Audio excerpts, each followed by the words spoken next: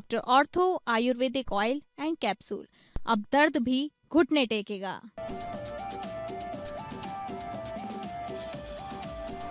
PM Modi की appeal के बाद मुख्यमंत्री योगी आदित्यनाथ ने अपने मंत्रियों से किया आह्वान।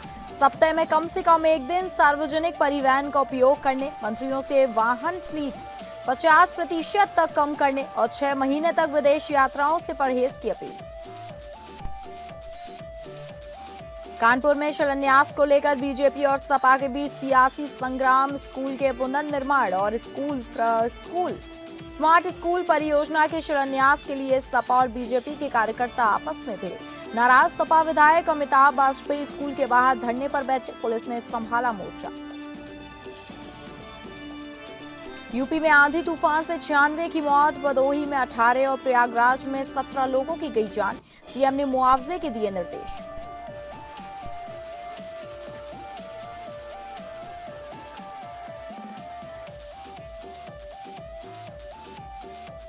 नमस्कार, आप सभी का स्वागत है उत्तर प्रदेश बुलेटिन में और मैं हूं आपके साथ अंकिता सिंह। बुलेटिन की शुरुआत करेंगे जहां मुख्यमंत्री योगी आदित्यनाथ ने प्रदेश मंत्रिमंडल के सदस्यों से सप्ताह में कम से कम एक दिन सार्वजनिक परिवहन का उपयोग करने का आह्वान करते हुए शासन में मितव्ययिता, ऊर्जा संरक्षण और जनप्रेरक आचरण की नई कार्य संस्कृति विकसित करने का संदेश दिया है। उन्होंने मंत्रीगणों से अपनी वाहन फ्लीट को 50% तक कम करने का भी आह्वान किया है। साथ ही मुख्यमंत्री ने अगले 6 महीने तक प्रदेश सरकार के सभी मंत्रियों एवं वरिष्ठ अधिकारियों को अपरिहार्य परिस्थितियों को छोड़कर विदेश यात्राओं से परहेज करने के लिए निर्देश दिए हैं। मंत्रिमंडल विस्तार के बाद संपन्न विस्तारित मंत्रिमंडल की पहली बैठक में मुख्यमंत्री में शासन प्रशासन की कार्यप्रणाली को अधिक उत्तरदायी, अनुशासित और संसाधन संवेदनशील बनाने के उद्देश्य से कई महत्वपूर्ण निर्देश दिए। उन्होंने कहा कि वर्तमान वैश्विक परिस्थितियों में ईंधन संरक्षण केवल आर्थिक आवश्यकता नहीं बल्कि राष्ट्रीय दायित्व भी है। प्रधानमंत्री नरेंद्र मोदी के पेट्रोल और डीजल की खपत को न्यूनतम रखने संबंधी आह्वान का उल्लेख करते हुए मुख्यमंत्री ने कहा कि उत्तर प्रदेश मंत्रिमंडल को स्वयं आदर्श प्रस्तुत करना चाहिए। मुख्यमंत्री ने कहा कि मंत्रीगण सप्ताह में एक निर्धारित दिन मेट्रो, बस, ई रिक्शा, कारपूलिंग अथवा साइकिल जैसी सुविधाओं का उपयोग करें ताकि समाज में सकारात्मक संदेश जाए और आमजन भी इससे प्रेरणा ले। उन्होंने शासन एवं प्रशासनिक कार्यों में डिजिटल और वर्चुअल माध्यम के अधिकतम उपयोग पर बल देते हुए निर्देश दिए कि अंतर जनपदीय बैठकें, प्रशिक्षण कार्यक्रम तथा विधानसभा एवं विधान परिषद की स्टैंडिंग कमेटियों की बैठकें यथासंभव हाइब्रिड मोड में आयोजित की जाए। मुख्यमंत्री ने सचिवालय और निदेशालय स्तर पर एयर कंडीशनर एवं लिफ्ट के आवश्यकता आधारित उपयोग के निर्देश देते हुए एसी का तापमान 24 से 26 डिग्री सेल्सियस के बीच रखने तथा प्राकृतिक प्रकाश के अधिकतम उपयोग को प्रोत्साहित करने की बात कही। उन्होंने सार्वजनिक परिवहन, रेल यात्रा और कारपूलिंग को बढ़ावा देने के साथ 50 से अधिक कर्मचारियों वाले संस्थानों में सप्ताह में कम से कम 2 दिन वर्क फ्रॉम होम व्यवस्था अपनाने पर भी बल दिया। ऊर्जा संरक्षण और पर्यावरणीय संतुलन को शासन की प्राथमिकता बताते हुए मुख्यमंत्री ने सौर ऊर्जा के व्यापक उपयोग तथा जन जागरूकता अभियानों को रिहायशी कॉलोनियों, विद्यालयों और महाविद्यालयों तक विस्तारित करने के निर्देश दिए। उन्होंने इलेक्ट्रॉनिक वाहनों को प्रोत्साहित करने के लिए नई नीति तैयार करने की आवश्यकता पर बल देते हुए स्वच्छ एवं ऊर्जा कुशल परिवहन प्रणाली को बढ़ावा देने की बात कही। मुख्यमंत्री ने सामाजिक आयोजनों में भी मितव्ययिता और स्थानीय अर्थव्यवस्था को प्रोत्साहन देने का संदेश दिया।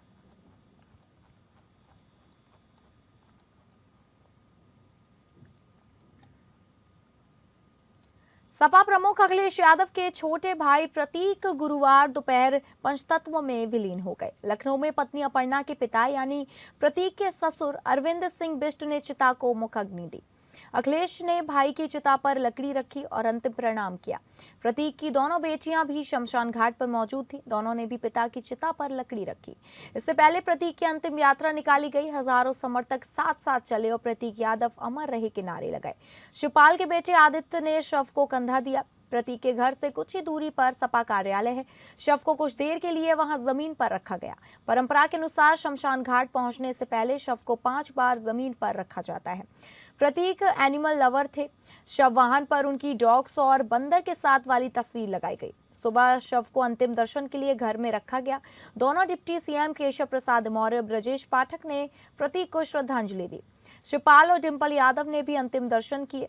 रात में पत्नी अपर्णा दोनों बेटियों के साथ शव के पास बैठी रहीं।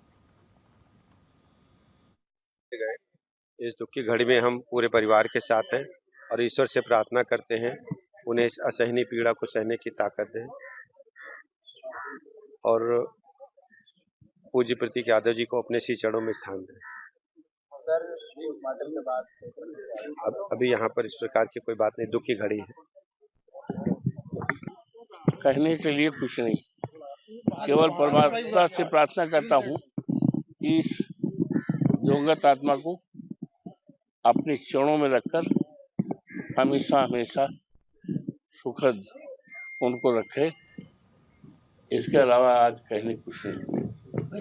कानपुर के आर्यनगर विधानसभा क्षेत्र में बुधवार को एक प्राथमिक विद्यालय को स्मार्ट स्कूल बनाए जाने के शिलान्यास कार्यक्रम को लेकर सियासी विवाद गहरा गया। परमठ स्थित प्राथमिक विद्यालय परिसर में समाजवादी पार्टी और भारतीय जनता पार्टी के कार्यकर्ताओं के बीच जमकर नारेबाजी और हंगामा हुआ। मौके पर भारी पुलिस बल तैनात करना पड़ा। जानकारी के मुताबिक स्कूल के पुनर्निर्माण और स्मार्ट स्कूल परियोजना के शिलान्यास को लेकर पहले से भाजपा नेताओं की ओर से 14 मई को कार्यक्रम प्रस्तावित था। इसके लिए भाजपा के पूर्व विधानसभा प्रत्याशी सुरेश अवस्थी और सांसद रमेश अवस्थी के पोस्टर लगाए गए थे। वहीं आर्यनगर से सपा विधायक अमिताभ वाजपेयी ने 15 मई को अलग शिलान्यास कार्यक्रम की घोषणा कर दी। बुधवार सुबह विधायक अमिताभ वाजपेयी समर्थकों और मजदूरों के साथ स्कूल पहुंचे और शिलापट्ट लगाने की तैयारी शुरू कराई। इसी दौरान सुरेश अवस्थी भी अपने समर्थकों के साथ पहुंच गए। दोनों पक्षों के बीच पहले बहस हुई, फिर कार्यकर्ताओं ने नारेबाजी शुरू कर दी। माहौल तनावपूर्ण होने पर ग्वालटोली थाना पुलिस मौके पर पहुंची। विवाद बढ़ने पर सपा विधायक स्कूल के बाहर धरने पर बैठ गए। पुलिस अधिकारियों ने समझाने का प्रयास किया और बाद में स्थिति को नियंत्रण कराया। फिलहाल इलाके में पुलिस निगरानी बढ़ा दी गई है।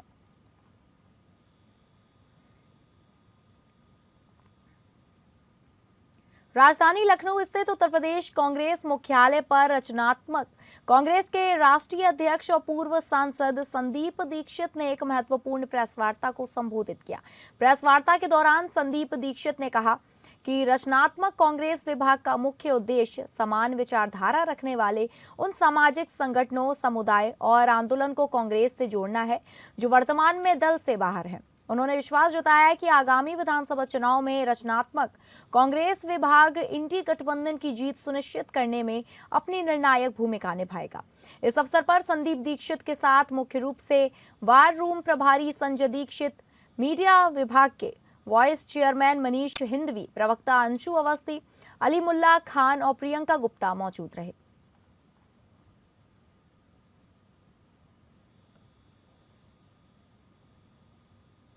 उत्तर प्रदेश के फतेहपुर जनपद में आए तेज तूफान ने पूरे जिले में तबाही का मंजर खड़ा कर दिया।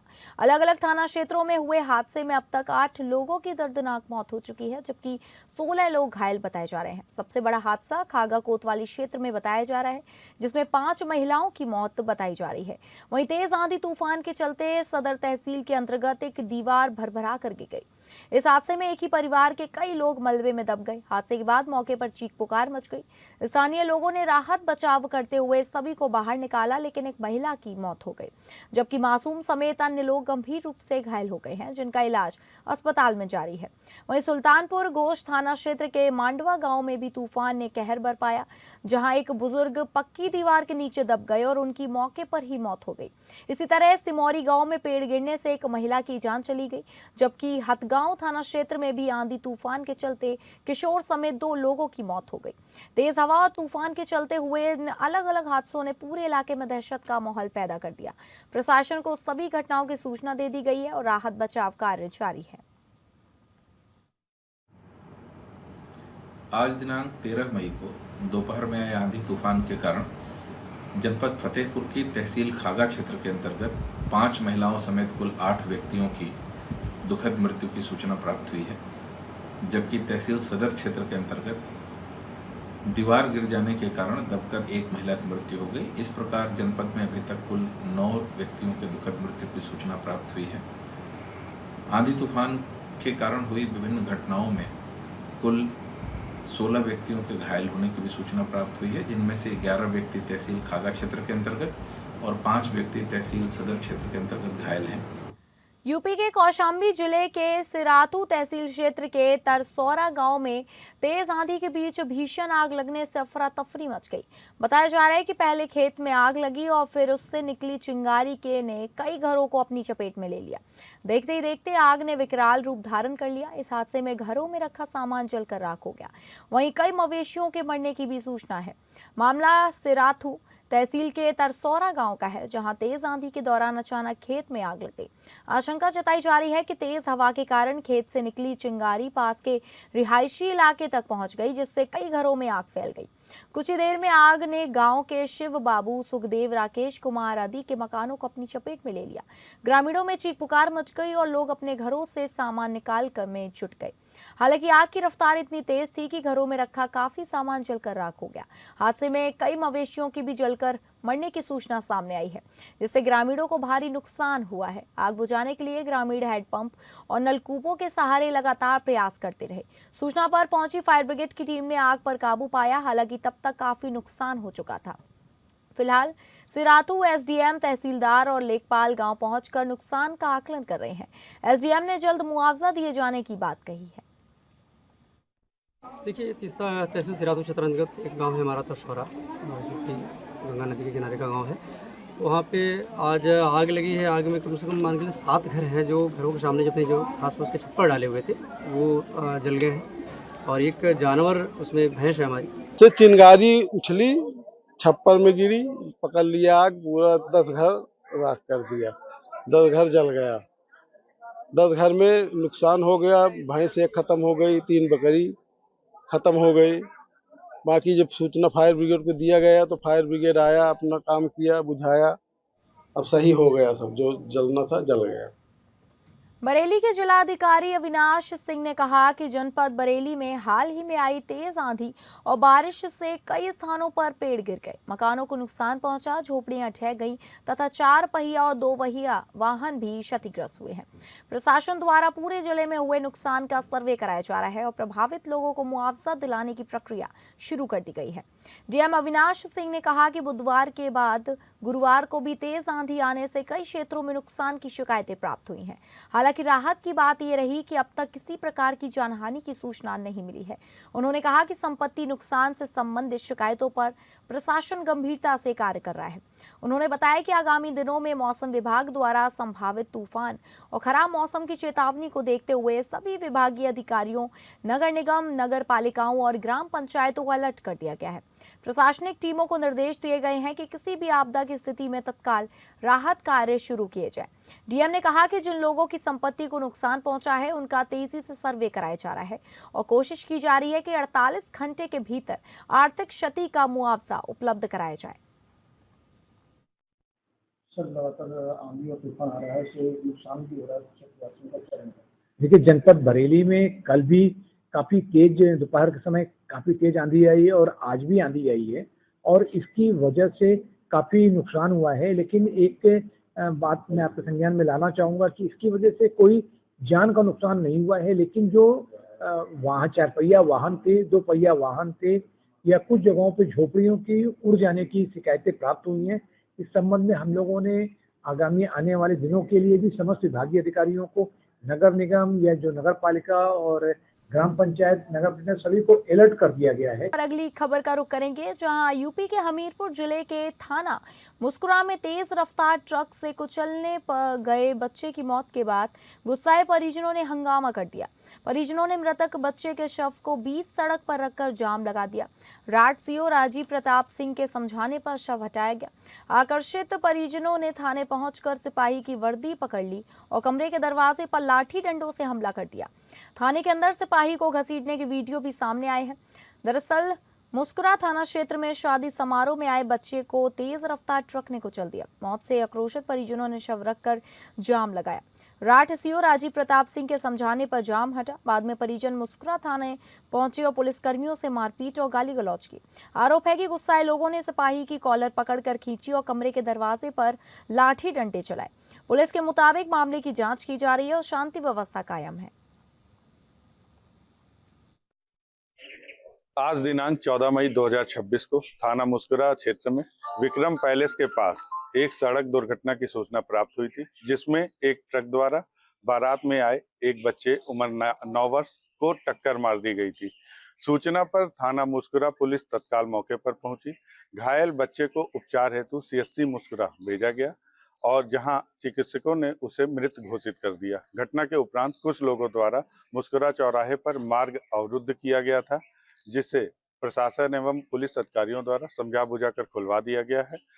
दुर्घटना कारित करने वाले ट्रक को पुलिस कब्जे में ले लिया गया है तथा पंचायतनामा एवं अन्य आवश्यक वैधानिक कार्रवाई की जा रही है। यूपी के हमीरपुर जिले में थाना बिवार क्षेत्र में बीती रात छानी बुजुर्ग के पास अज्ञात वाहन की टक्कर से एक युवक की मौत होने की सूचना दी गई है। पुलिस मौके पर पहुंची और घायल को सीएचसी छानी ले गई, जहां डॉक्टर ने मृत को घोषित कर दिया। डॉक्टर ने सीने में गोली लगने की पुष्टि की है और घटनास्थल पर गोली चलने के साक्ष्य मिले हैं। मामले में एक व्यक्ति को पूछताछ के लिए हिरासत में लिया गया है। पोस्टमार्टम रिपोर्ट और तहरीर के आधार पर आगे की विधिक कार्यवाही जारी की जाएगी। कल दिनांक 13/5/2026 को रात करीब 11:30 बजे थाना बिहार पुलिस को सूचना प्राप्त हुई कि ग्राम छानी बुजुर्ग के पास एक अज्ञात व्यक्ति को अज्ञात वाहन के द्वारा टक्कर मार दी गई है। सूचना पर थाना बिहार पुलिस के द्वारा तत्काल मौके पर पहुंचकर घायल व्यक्ति को सीएचसी छानी ले जाया गया, जहां डॉक्टर के द्वारा घायल व्यक्ति को मृत घोषित कर दिया गया।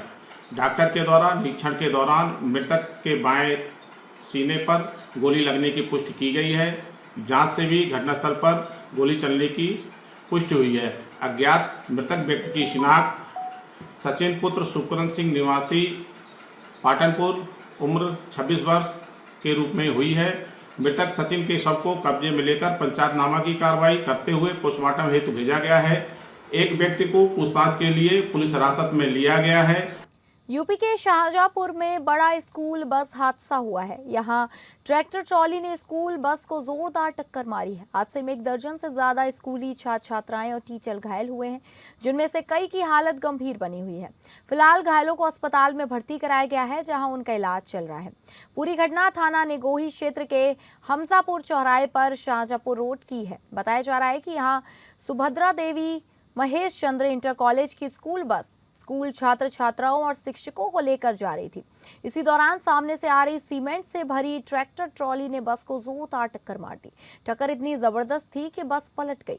घटना के बाद मौके पर चीख पुकार मच गई। ट्रैक्टर ट्रॉली से हुई स्कूल बस की टक्कर में 1 दर्जन से ज्यादा स्कूली छात्र छात्राएं और टीचर घायल हुए हैं। स्थानीय लोगों पुलिस की मदद से सभी घायलों को पलटी हुई बस से बाहर निकाल लिया गया। घायलों में कई की हालत गंभीर बनी हुई है। उनको मेडिकल कॉलेज में भर्ती कराया गया है।